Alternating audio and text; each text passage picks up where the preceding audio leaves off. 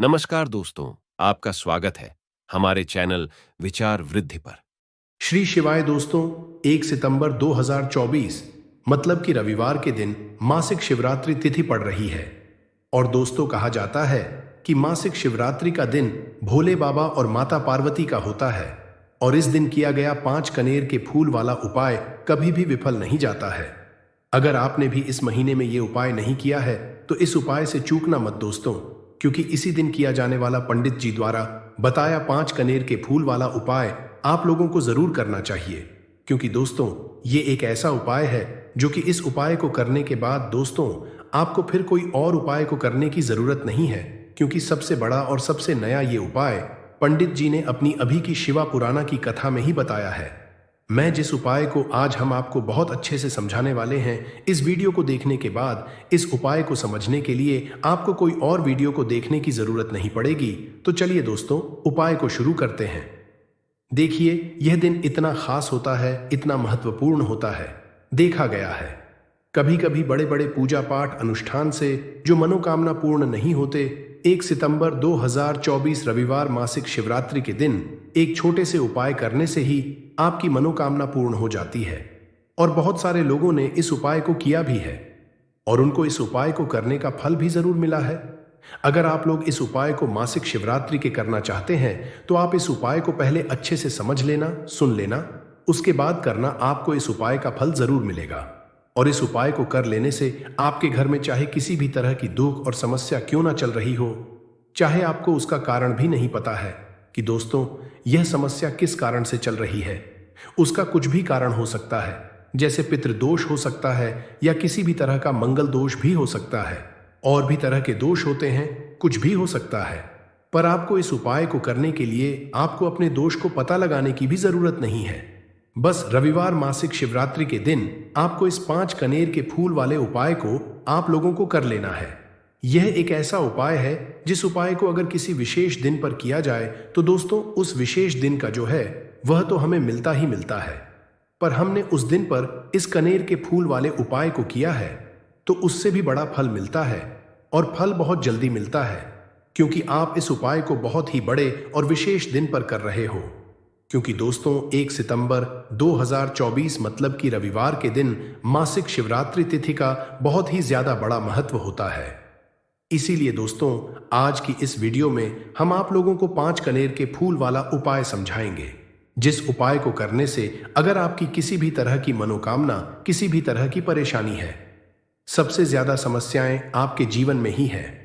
अगर आपको धन हासिल नहीं हो पा रहा है, रुपए पैसे की आपके घर में लगातार दिक्कत परेशानियां चलती चली आ रही है, आपका व्यापार, आपकी नौकरी अगर अच्छे से नहीं चल रहे हैं, जिसकी वजह से घर में लगातार आर्थिक समस्याएं बनी रहती हैं, घर का कोई ना कोई सदस्य अगर बीमार रहता है, आपस में एक दूसरे से लड़ाई झगड़ा होता रहता है, किसी की अगर बनती नहीं है, तो पूज्य जी ने कहा है कि जब आपके जीवन में ऐसी परिस्थितियां आ जाए कि आप एक एक रुपए खर्च करने से पहले कई कई बार सोचने लगे हो, आपको धन हासिल अगर नहीं हो पा रहा हो, तो आपको सिर्फ और सिर्फ 5 कनेर के फूल से एक ऐसा विशेष उपाय करना है जो आपकी इन सारी समस्याओं को सिर्फ 7 दिन के अंदर ही समाप्त कर देगा। तो चलिए जानते हैं इन विशेष उपायों के बारे में। परंतु उससे पहले जो भी मेरे दोस्तों अगर आज आप चैनल पर पहली बार आए हैं या मेरी आवाज आज पहली बार सुन रहे हैं, अगर आप भी महादेव के सच्चे भक्त हैं तो वीडियो को लाइक और चैनल को सब्सक्राइब जरूर कर लें और कमेंट बॉक्स में लिखे हर हर महादेव। अब दोस्तों इस कनेर के फूल वाले उपाय को हमें करना कहां पर है? देखो, इस उपाय को हमें घर पर ही करना है। बहुत सारे लोग प्रश्न करते हैं हर एक उपाय को करते समय क्या हम इस उपाय को घर पर या मंदिर में कर सकते हैं? देखो, तो इस वाले आप मंदिर पर करोगे तो अच्छा रहेगा, घर में नहीं करना है इस वाले उपाय को। उसके बाद में दोस्तों जो अगला प्रश्न निकल कर आता है वो ये आता है इस उपाय को लेकर कि आखिर इस उपाय को हमें किस समय करना है, सुबह के समय करना है कि शाम के समय करना है? तो देखो, इस वाले उपाय को आप लोग सुबह के समय भी कर सकते हो और शाम के समय प्रदोष काल में भी कर सकते हो।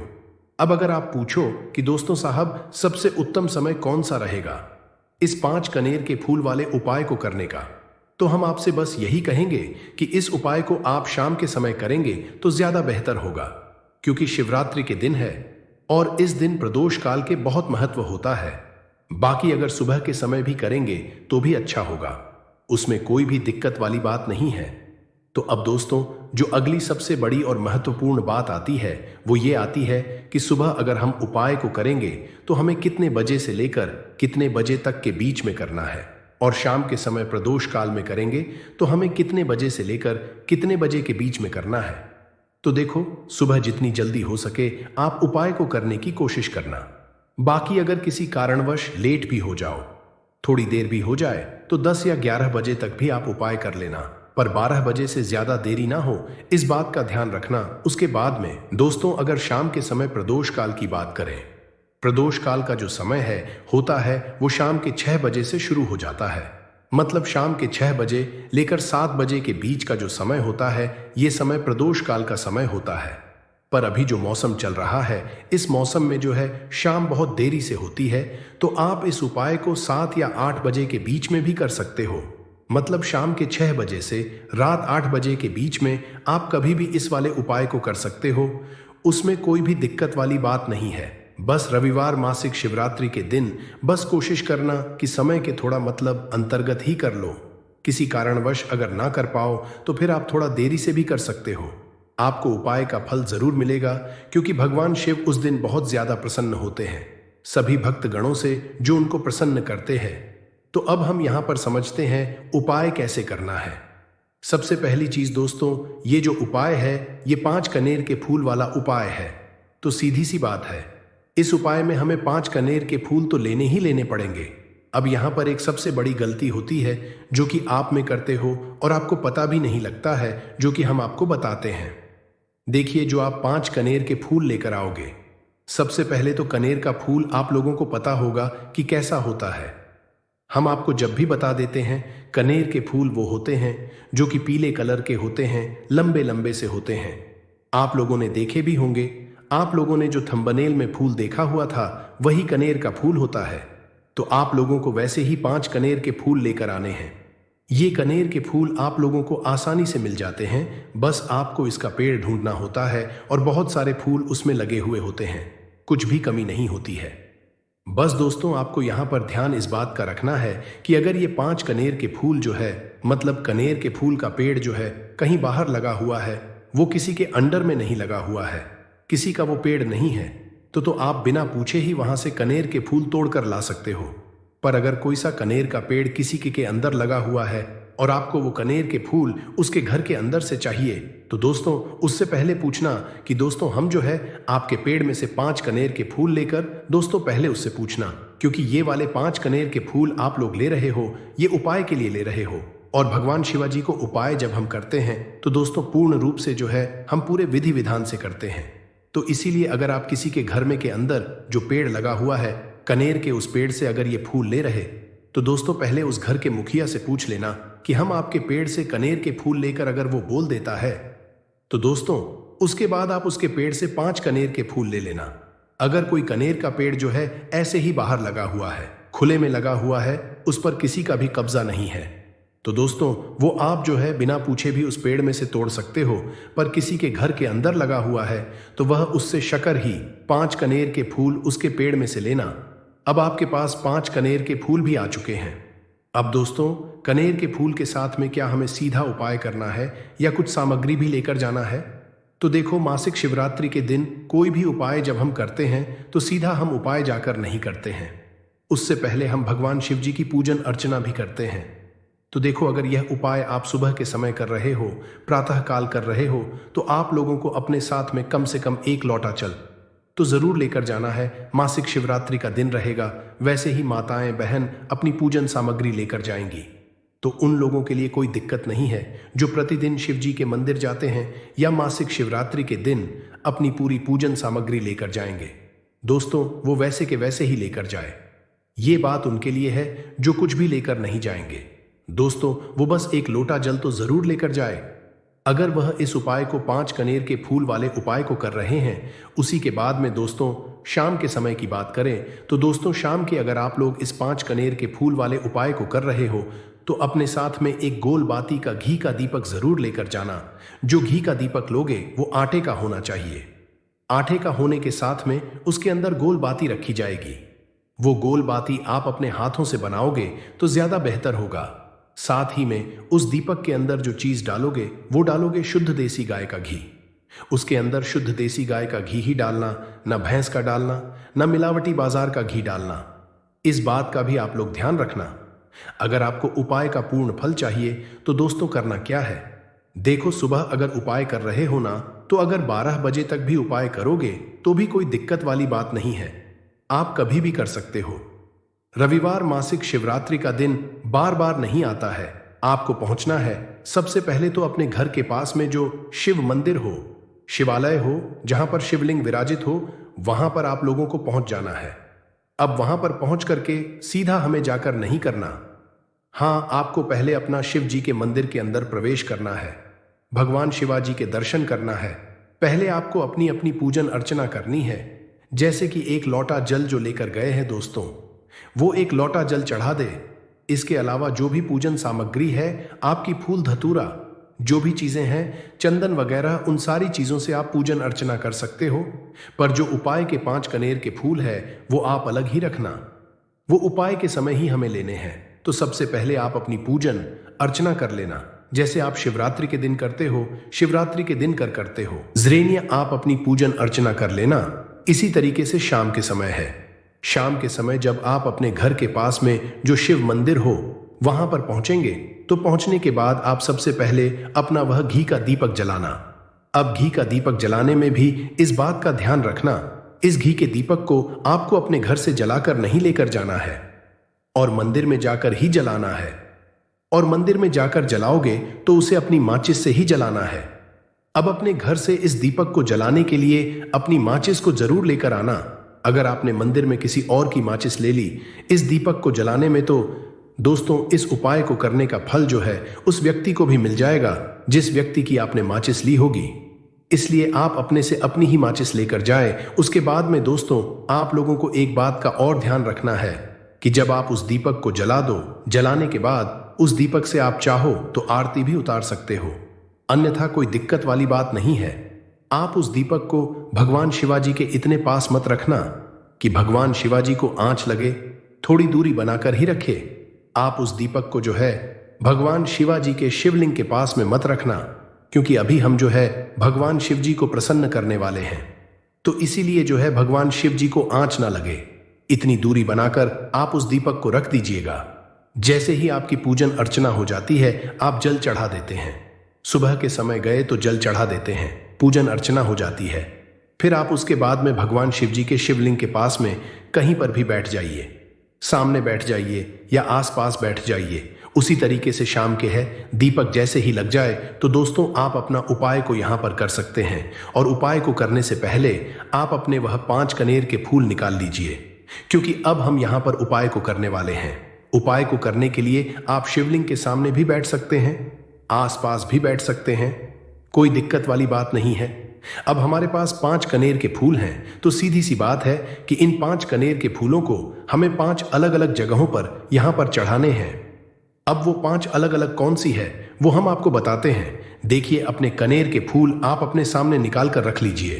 अब 5 कनेर के फूल में से सबसे पहला वाला कनेर का फूल आप लोग उठाइए और पहले वाले कनेर के फूल आपको कहां पर चढ़ाना है, वो आपको चढ़ाना है भगवान शिव जी की शिवलिंग के ऊपर। जो गणेश जी वाला स्थान होता है वहां पर अब भगवान शिव जी के शिवलिंग के ऊपर गणेश जी वाला स्थान कहां पर होता है, भगवान शिव जी की शिवलिंग होती है, शिवलिंग की जलाधारी होती है। जलाधारी का जो हैंड साइड होगा, मतलब शिवलिंग की तरफ से खड़े होकर देखना कि भगवान शिव जी का सीधा हाथ कौन सा है, राइट हैंड साइड कौन सा है। उस राइट हैंड साइड पर आपको ये पहले नंबर का कनेर का फूल समर्पित करना है।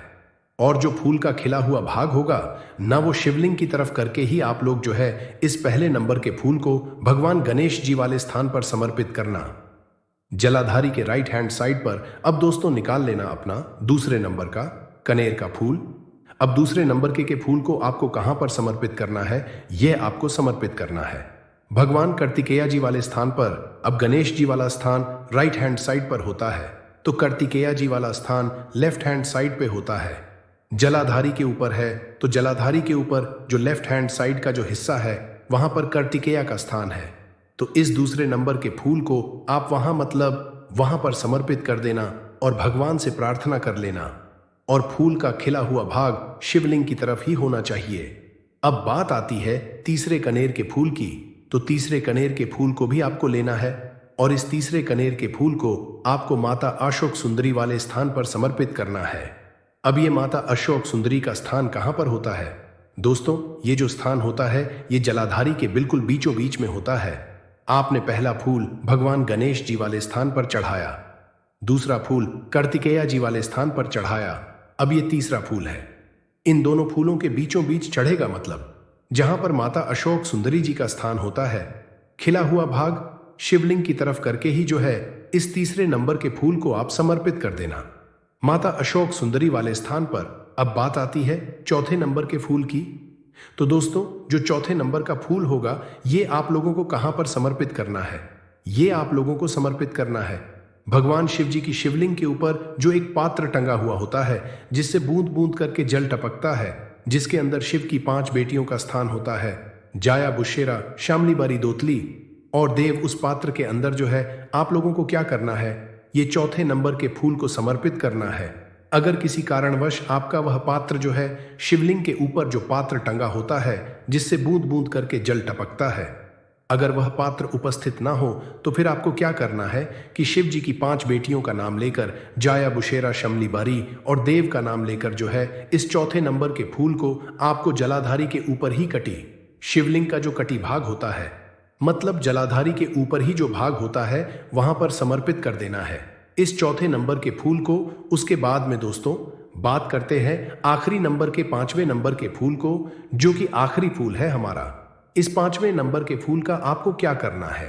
अगर आपके मतलब जिस मंदिर में आप गए हो वहां पर अगर त्रिशूल लगा हुआ है तो दोस्तों त्रिशूल का एक मध्य भाग होगा जहां से वो त्रिशूल के तीनों भाग निकले हुए होंगे। तो आपको वो त्रिशूल का एक मध्य भाग देख लेना है। उस मध्य भाग पर आपको इस 5वें नंबर के कनेर के फूल को छुआना है, स्पर्श कराना है और स्पर्श कराने के बाद इस 5वें नंबर के फूल को आपको क्या करना है? भगवान शिवाजी की शिवलिंग के ऊपर समर्पित कर देना है। अब दोस्तों, अगर वह जो त्रिशूल भी ना हो तो आपके मंदिर उपस्थित ना हो तो आप सीधा सीधा ये जो 5वें नंबर का कनेर का फूल है या भगवान शिवाजी की शिवलिंग के ऊपर समर्पित कर देना। बस ध्यान इस बात का रखना कि जो खिला हुआ भाग है फूल का वो सामने की तरफ होना चाहिए, जलाधारी की तरफ होना चाहिए और डंडी का जो भाग है वो शिवलिंग के पीछे की तरफ होना चाहिए फूल का। तो इस बात का आप लोगों को ध्यान रखना है। जैसे ही आप लोग को ये 5 फूल समर्पित कर देते हैं तो वहीं पर भगवान शिवाजी के शिवलिंग के पास में जो है हाथ जोड़कर विनती कर अपनी वह मनोकामना बोलना, जिस मनोकामना के लिए आप लोग ये वाला उपाय कर रहे हो। अपनी वह दुख और समस्या बोलना जिसके लिए आप लोग अपना ये वाला उपाय कर रहे हो। अपनी किसी भी एक मनोकामना के लिए ये वाला उपाय करना। 2-3 मनोकामना एक साथ मत बोलना, कोई भी एक मनोकामना बोल देना। अपने 5वें नंबर के फूल को चढ़ाने के बाद और चढ़ा दो। तो दोस्तों 2 मिनट भगवान का जाप करना और अपने घर चले जाना है। पूज्य कहते हैं कि जो भी व्यक्ति इस तरह से ये उपाय कर लेता है उसकी सभी मनोकामनाएं पूरी हो जाती हैं। तो हमें भी अच्छा लगता है, हमें भी पुण्य की प्राप्ति होती है। तो आइए इस वीडियो में जानते हैं अमर बेल के बारे में विभिन्न तरह की कुछ विशेष जानकारी। वैसे तो अमर बेल की जो लता होती है ये बबूल नाम के वृक्ष पर सबसे ज्यादा होती है, लेकिन जो ज्यादा प्रभावी कहे हुए आम के पेड़ पे अर्थात आम के वृक्ष में रह जाने वाले अमर बेल, इसी के साथ जो पीपल के वृक्ष में अमर बेल उगी होती है वो भी चमत्कारिक गुणों से बहुत ही भरपूर होती है। अगर आप तंत्र की दृष्टि से देखें, धार्मिक दृष्टि से देखा जाए, धर्म की दृष्टि से देखा जाए तो जो जंगल के अमर बेल होती है वह धार्मिक और तंत्र में उपाय होती है। बाकी अगर आपके घरों के आसपास में जो अमर बेल पाई जाती है वो आयुर्वेद में ही उपाय होती है। वीडियो को ध्यान से देखिएगा और कमेंट बॉक्स में जय हिंद, जय आयुर्वेद जरूर लिखें, क्योंकि हमें गर्व होना चाहिए कि भारत भूमि में इस तरह के लता पेड़ पौधे आज भी हमारे बीच में हैं जो कि हमें कई तरह से फायदा पहुंचाते हैं। हर पेड़ पौधे का अपना अलग अलग कुछ ना कुछ विशेषता जरूर होती है, कुछ ना कुछ अपना औषधि लाभ जरूर होता है, लेकिन जानकारी के अभाव में यह पेड़ पौधे हमारे लिए केवल घास फूस रह जाते हैं। का सबसे ज्यादा उपाय गंजापन को दूर करने के लिए किया जाता है और शरीर में गर्मी बढ़ाने के लिए किया जाता है। ये कोई साधारण गर्मी नहीं होती। इसे लगाने के बाद ऐसी गर्मी आती है शरीर में कि हमारा मन करने लगता है कि इस गर्मी को आखिर कहाँ निकालें। अगर यदि आपकी पत्नी है तब तो ये गर्मी शांत हो जाएगी। यदि पत्नी नहीं है तब आपके लिए बहुत मुश्किल खड़ी हो सकती है। ऐसी स्थिति में अमरबेल का उपाय मत करना। पत्नी हो तो ही ये उपाय करना, या कोई भी हो तो ये उपाय कर सकते हैं, लेकिन सूझबूझ के साथ ही करना, नहीं तो आप उसके गर्भ ठहरा सकते हैं, वह गर्भवती हो सकती है। और हमारी राय ये है कि शादी के बाद ही स्त्री को गर्भवती करना चाहिए। दोस्तों, अमरबेल का तेल आपको मार्केट में मिल जाएगा। अमरबेल के तेल को अगर आप गंजे सर वाले अपने हिस्से पर लगाना शुरू करते हैं तो धीरे धीरे आपके रोम उगना शुरू हो जाते हैं, फिर से बाल आ जाते हैं, लेकिन इसमें थोड़ा आपको समय लगता है। आप चाहें तो अमरबेल को पीस करके आप अपने गंजे सिर वाले हिस्से पर लगा सकते हैं। सबसे पहले तो आपको हेयर फॉल से बचाएगी। दूसरा, आपके जो झड़े हुए बाल हैं पुनः धीरे धीरे उगना शुरू हो जाते हैं। आप चाहते हैं तो अमरबेल को कुछ संख्या में ले लीजिए और आप सरसों के तेल में इसे उबाल करके रख लीजिए, और नित्य अगर आप गंजे सर पर मालिश करते हैं तो बाल आना शुरू कर देता है।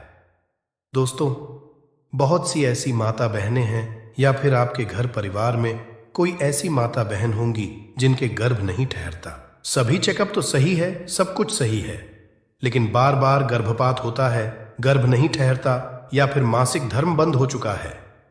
ध्यान से सुनना, मैं जो जानकारी बता रहा हूं लाखों रुपए खर्च करेंगे, फिर भी इस तरह की गुप्त जानकारी कोई नहीं बताने वाला जिनका गर्भ नहीं ठहरता। माता बहनें ध्यान दीजिए, या फिर जिनके शुक्राणु बहुत ही पतले हैं, जो भाई लोग अपने शुक्राणु को मजबूत बनाना चाहते हैं, बच्चा पैदा करने में सामर्थ्यवान होना चाहते हैं। एक काम जरूर करिएगा, इसमें शर्म नहीं करना चाहिए। जनहित एवं जन कल्याण के लिए यह जानकारी बता रहा हूं। ध्यान से सुनिएगा दोस्तों, जिनका गर्भ नहीं ठहरता या फिर जिनके शुक्राणु बहुत पतले हैं या फिर चाहते हैं, तो ये दोनों काम पति पत्नी दोनों कर सकते हैं। तो आधे गिलास गुनगुने दूध में आपको आधे चम्मच से कम मात्रा में अमरबेल का पाउडर लेना है। इसे डाल करके एक टाइम पीना है। रात में सोने से पहले पति और पत्नी अगर दोनों पीते हैं तो बहुत ही अति उत्तम है। महिलाओं को क्या करना है, ऋतु के 5 दिन बाद, ऋतु अर्थात मासिक धर्म के 5 दिन बाद इसे आपको नित्य 2 महीने तक पीना है। अगर आपका गर्भ नहीं ठहरता है तो गर्भ ठहर जाएगा, अर्थात आपका गर्भ रुक जाएगा। जो भाई लोग जिनके शुक्राणु बहुत पतले हैं, बच्चे पैदा करने में सामर्थ्यवान नहीं हैं, उनके शुक्राणु गाढ़े हो जाएंगे और बच्चे पैदा करने में सामर्थ्यवान हो जाते हैं।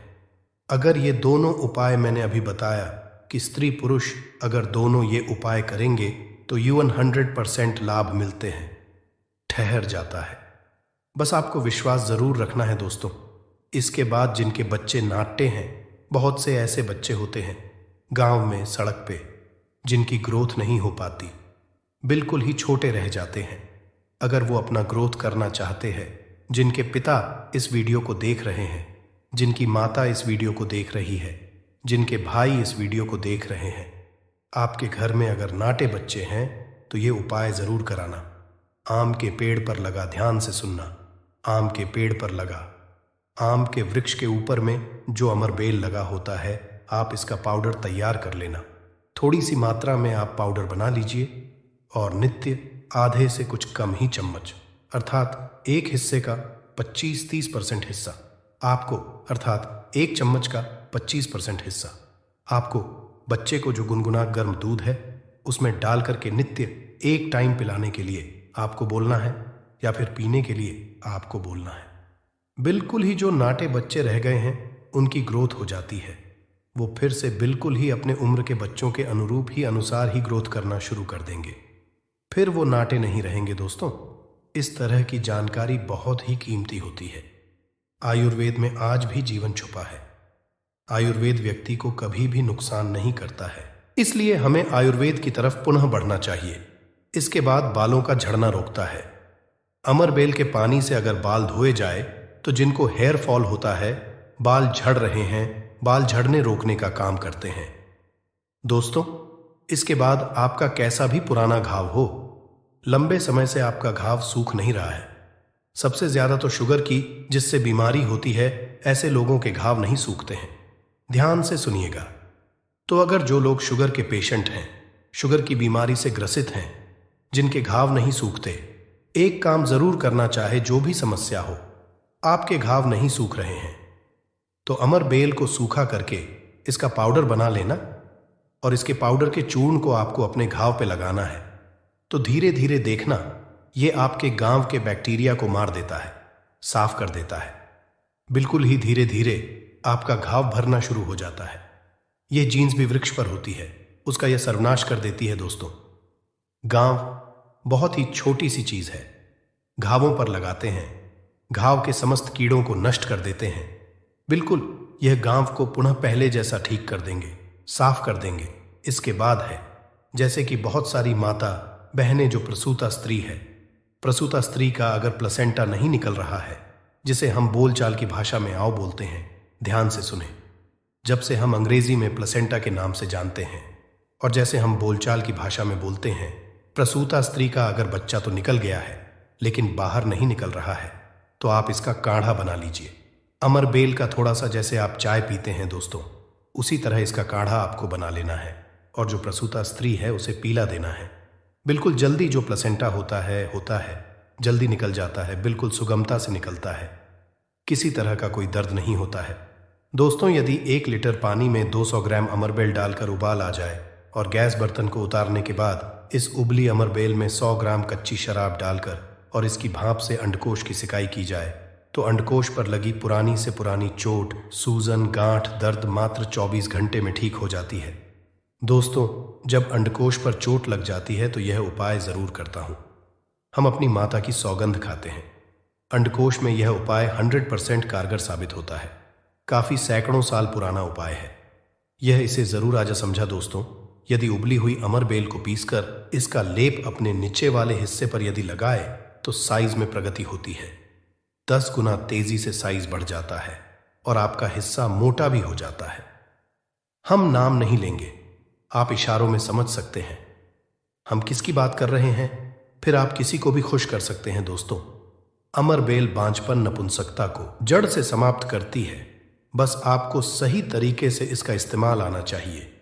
यदि कोई भी पुरुष उबली हुई अमर का पानी घोले के तेल में लगाकर अपने नीचे वाले हिस्से पर यदि लगाता है, इससे मालिश करता है, तो ऐसी गर्मी पैदा होती है जिसके कारण सामने वाला भी आपकी गर्मी से जल सकता है।